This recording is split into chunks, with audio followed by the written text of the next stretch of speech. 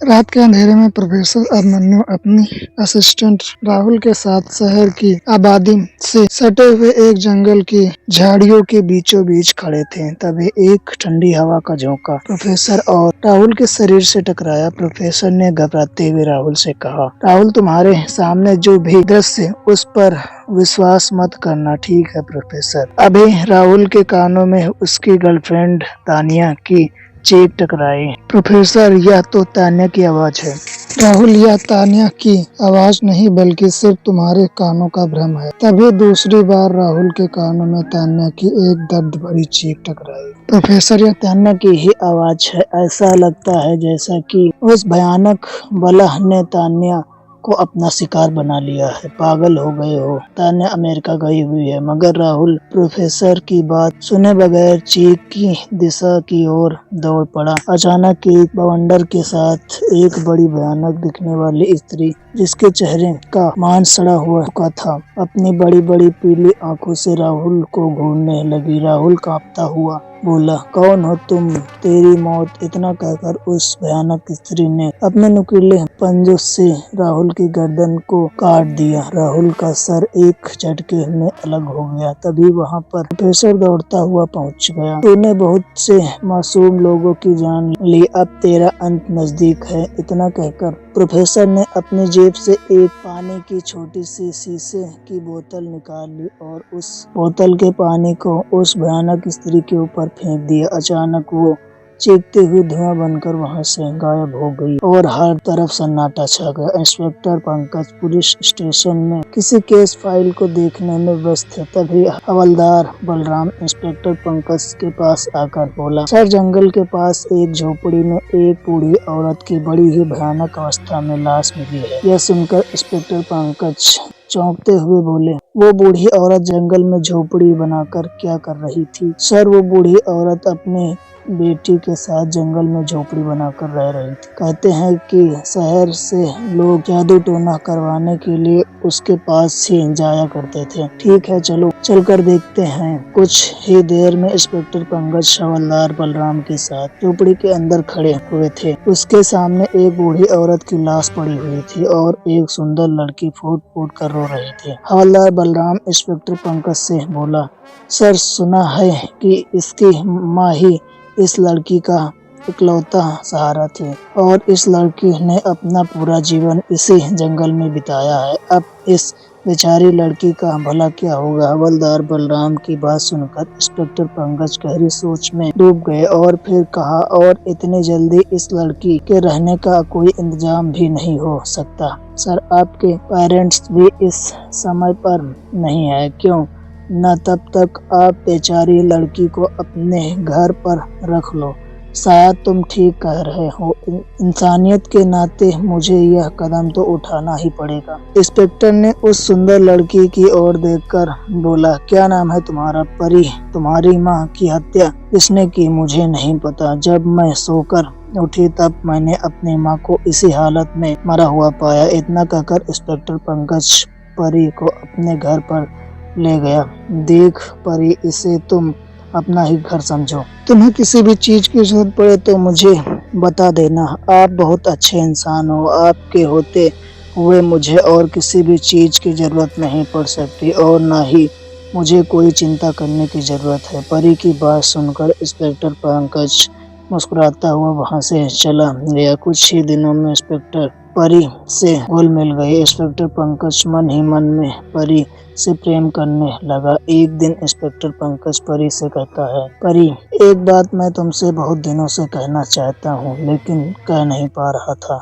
मैं तुमसे प्यार करने लगा हूँ। प्रेम तो मैं भी तुमसे करती हूँ। कुछ ही दिनों में मेरे माता पिता भी यहाँ आते होंगे। उनके आते ही हम दोनों शादी कर लेंगे। तभी वहाँ पर घर की नौकरानी सुधा आ गई। इंस्पेक्टर पंकज मुस्कुराते हुए थाने चले गए। परी सुधा को अजीब सी नजरों से देखती हुई बोली, आज मेरे कमरे की सफाई ठीक से कर देना। जैसी आपकी मर्जी मैम। सुबह कुछ देर बाद सुधा परी के कमरे में सफाई करने के लिए गई, मगर उसने देखा कि परी अपने कमरे से गायब थी। मेरे सामने तो परी मैम साहब कमरे के अंदर गई थी, अचानक कहाँ चली गई। अचानक एक तेज हवा की झोंके के साथ दरवाजा बंद हो गया और सुधा के कानों में किसी स्त्री के गुर्राने की आवाज आई। कौन है यहाँ पर? कोई है यहाँ पर? कौन है? सुधा ने जैसे ही ऊपर नजर दौड़ाई तो सामने का दृश्य देखकर दहशत से उसके रोंगटे खड़े हो गए। कमरे की छत पर एक भयानक लड़की जिसके चेहरे का मांस सड़ा हुआ था अपनी पीली आंखों से उल्टी लटकी हुई सुधा को घूरे जा रही थी और सुधा की चीख कमरे में गूंज गई। शाम को इंस्पेक्टर पंकज तेज बारिश में थाने से घर लौट रहे थे कि तभी एक व्यक्ति उसकी जीप के सामने आकर खड़ा हो गया। इंस्पेक्टर पंकज जीप से उतरते हुए गुस्से में उस व्यक्ति से बोला, क्या बदतमीजी है? अगर जीप की रफ्तार तेज होती तो तुम मर भी सकते थे। वो व्यक्ति रहस्यमयी अंदाज में बोला, मौत तो तुम्हारे सर पर मंडरा रही है। क्या बकवास कर रहे हो? कौन हो तुम? मेरा नाम प्रोफेसर अभिमन्यु है। अच्छा, तो तुम ही वो प्रोफेसर अभिमन्यु हो जिसके चर्चे आए दिन न्यूज़पेपर में छपते रहते हैं। पैरानॉर्मल एक्टिविटी के बारे में तुम्हारे विचार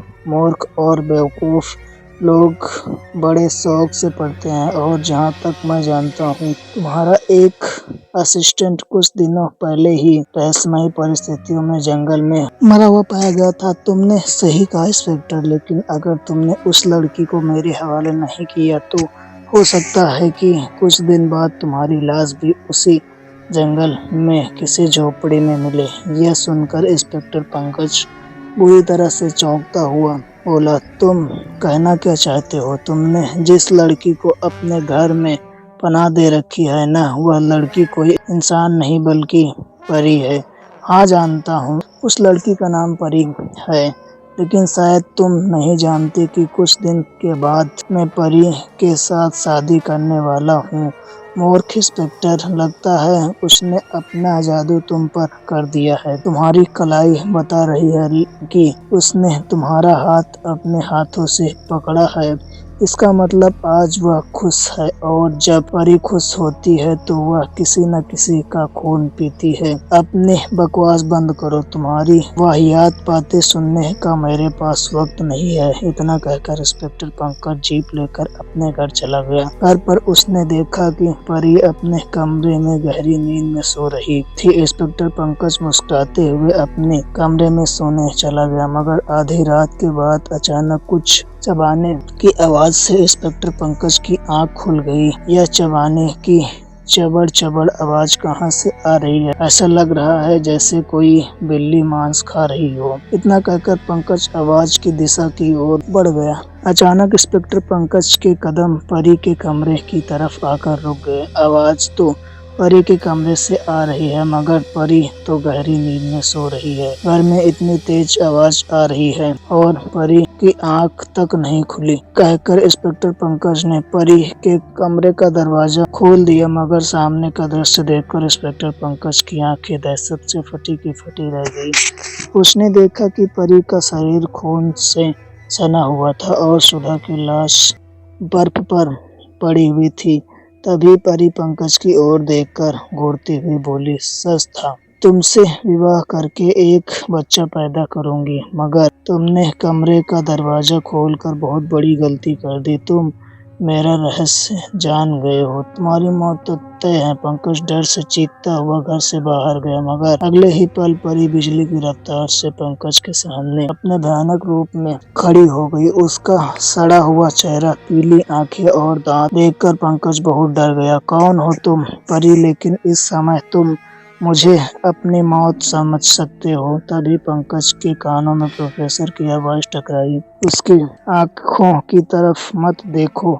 इंस्पेक्टर पंकज अचानक प्रोफेसर परी के सामने आकर खड़ा हो गया। अच्छा हुआ जो तू यहाँ पर चला आया। मैं जानती हूँ कि तूने ही मेरी माँ को मारा है, क्योंकि तेरी माँ भी डायन थी और तू भी डायन है। तेरी माँ ने असिस्टेंट राहुल की मेरी आंखों के सामने जान ले ली। मैं तो तुझे भी मार देता, लेकिन तब तक यह मूर्ख पंकज तुझे अपने घर तक ले आया। इतना कहकर प्रोफेसर ने बड़ी फुर्ती से अपने जेब से छोटी सी बोतल निकाल ली और तभी परी ने अपने पंजे प्रोफेसर की टांग में गड़ा दिए, जिससे प्रोफेसर के हाथ से वह छोटी सी बोतल गिर गई। प्रोफेसर चीखता हुआ इंस्पेक्टर पंकज से बोला, इस शीशी के अंदर पवित्र पानी है। इस पवित्र पानी को तुरंत इस भयानक बला के ऊपर फेंक दो। पंकज ने बड़ी फुर्ती से उस बोतल का पानी परी के ऊपर फेंक दिया। अचानक एक चीख के साथ उस भयानक बला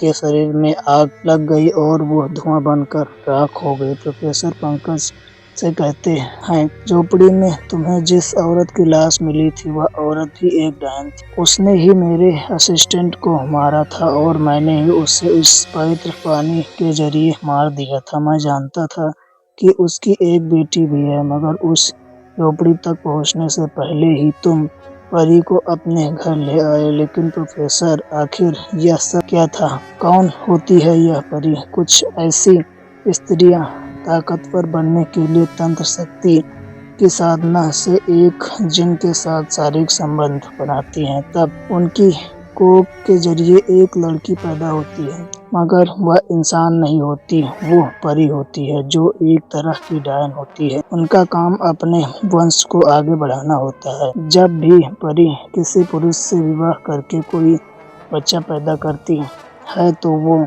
उसके बाद अपने पति को मार देती है। अगर इसका रहस्य तुम्हारे सामने नहीं आता तो शादी के बाद वैसे भी यह तुम्हें मार देती।